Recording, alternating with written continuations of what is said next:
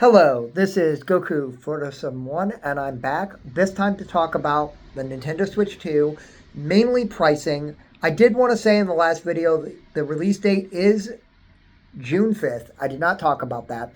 Also, it is going to be pre-orderable on April 9th, but a lot of people are freaking over about the pricing. And the price is $449.99 without Mario Kart and $499.99 with Mario Kart. That is expensive, but that is not super unexpected. Mario Kart retailing for $79.99 is a little unexpected, but games cost a lot of money.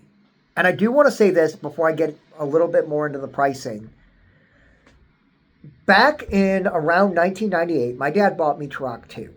That was about $65. Today, that would be around $130. Games are equivalently cheaper than they've ever been. And yes, they are increasing the price. But we have to know as consumers, these things cost money to make. And it sucks when something is expensive and seems like we aren't allowed to buy this thing because it's too expensive. But everything is going up in price. This was to kind of be expected. I don't think it's super unreasonable.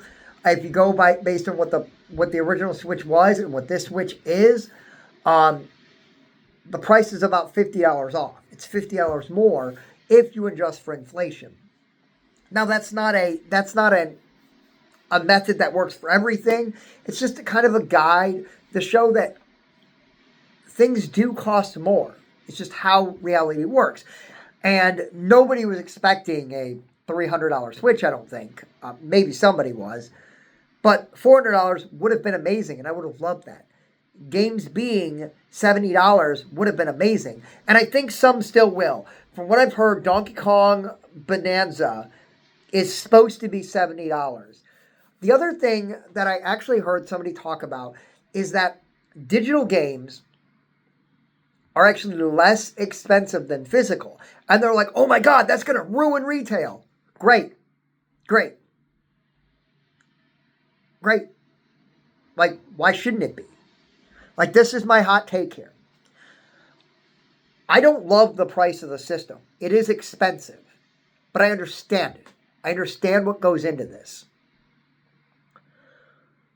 Physical games and digital games should never have been the same price. The only reason they did that is to make sure people don't just buy all digital games. We're now living in an age where companies are trying to go more digital. So now, hopefully this is something that is going to be widely used. Because the idea of it is that a physical game has a box, has content inside of it, has a cartridge, or a CD if it's a PlayStation game. That costs money. Also, people are talking about this concept that some games will literally be a thing you insert and then you download data. Go buy a PlayStation. That's how a lot of games work on it. Games have now become codecs where you have to download everything. This is a normal place thing. I don't care. Like, if that's literally one of your complaints, you are out of touch and do not understand the industry. The person that I've heard this stuff from, I may not be watching his videos much longer because this is completely out of touch. I understand fair frustration, but saying something that is a standard in the industry of having very little data on the cartridge and having to download it, that's been going on the PlayStation, the Xbox for a long time. I think that actually may have existed back in the PlayStation 4 and Xbox One day and age. Beyond that, and so that I don't understand people complaining about, those two things. Yet again, let's make games cheaper by making them digital. If you want a physical game, here's an option. It costs a little bit more. The other thing I wanted to get into is we've heard possibly some pricing for the upgrades. And some games are going to be free, some games are going to cost. Now, I've heard one person say that the Zelda games are going to cost money. And then I've heard somebody say they're going to be free if you have a Nintendo Online account. I'm more willing to believe that if you have a Nintendo Online account, it will be free. That's how it should be, at least for the Zelda games. Other games are a little bit more substantial, like they mentioned the Kirby game. That gives you DLC. That's fine. I'm okay with that. And for all we know, that could also be free down the line.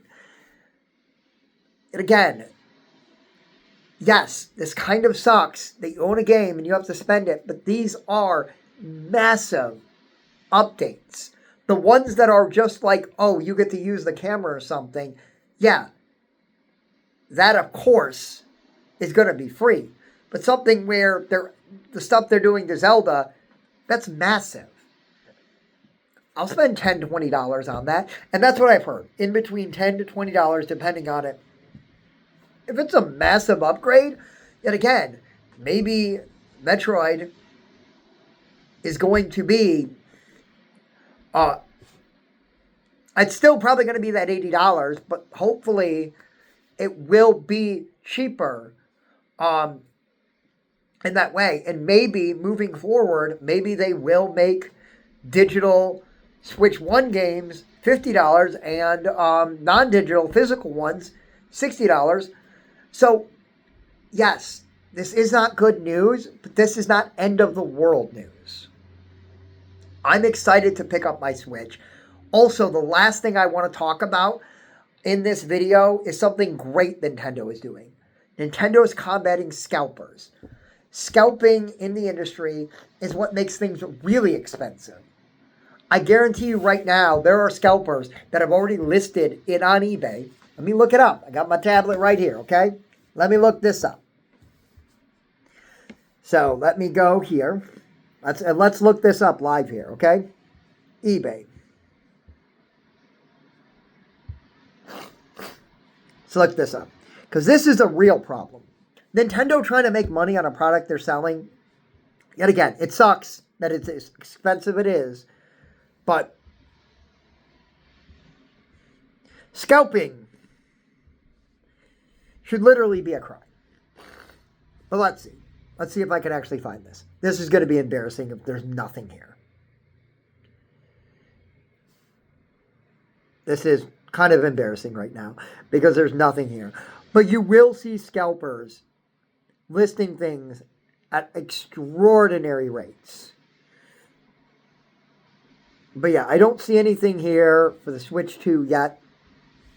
But I guarantee you somebody is going to put it for like $200, or sorry, $700, $800, $1,000. Like,